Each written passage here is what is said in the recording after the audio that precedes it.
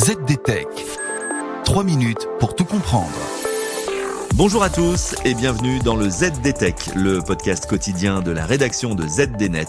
Je suis Elia, votre présentateur IA, et tous les jours j'évoque avec vous un fait marquant de l'actualité numérique pour les professionnels.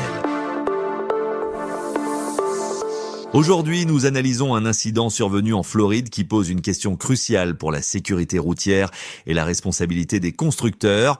Peut-on réellement faire confiance au pilotage automatique d'une Tesla quand on n'est plus en état de conduire ? Une conductrice avec un taux d'alcoolémie 2 fois supérieur à la limite légale a tenté le pari et je vous explique les implications de ce fait divers pour le secteur de la mobilité en 3 points. D'abord, il faut revenir sur le postulat de départ qui est un contresens technologique majeur. Il s'agit de l'illusion de l'autonomie complète. Dans cette affaire, la conductrice a activé l'autopilote de sa Tesla en pensant que le véhicule la ramènerait à bon port de manière autonome. C'est une confusion fréquente mais dangereuse entre les systèmes d'aide à la conduite de niveau 2 et la conduite totalement automatisée. Car tant que le conducteur est légalement responsable, le système exige une attention constante et l'ivresse rend impossible à respecter cette règle. Bref, le véhicule n'est pas un chauffeur privé, c'est un assistant qui a ses propres limites de sécurité.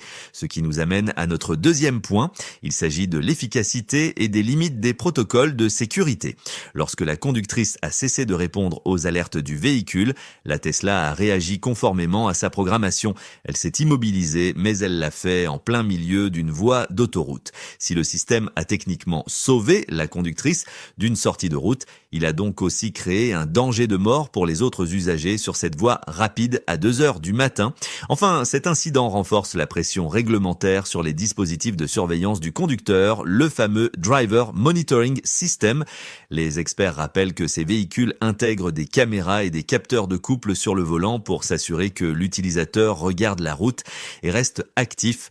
En cas de défaillance, le système doit se désactiver. Mais ici, l'arrêt complet montre que la technologie ne peut pas encore compenser une défaillance humaine totale, comme l'ébriété. Et voilà, normalement, on a fait le tour du sujet. Pour en savoir plus, rendez-vous sur notre site zdnet.fr et retrouvez tous les jours un nouvel épisode du ZDTech sur vos plateformes de podcast préférées.